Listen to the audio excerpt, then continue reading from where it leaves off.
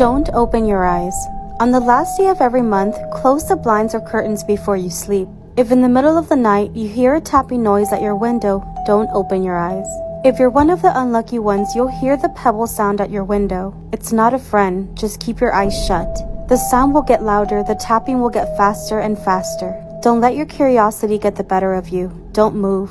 It'll lose its patience, it'll start thumping the window. Your window will shake and shudder and the noises will only get louder. It will furiously pound the window and shake the panes. Don't worry, the window won't break, but for goodness sake, don't open your eyes. No matter how scared you are, no matter how badly you want to scream, pretend you don't hear, pretend you're still asleep. After a while, the noises will stop. Don't fall for it, keep your eyes shut. Try to sleep if you can. Don't get up, don't open your eyes until the sun comes up. Those who do open their eyes, well, no one really knows what happens.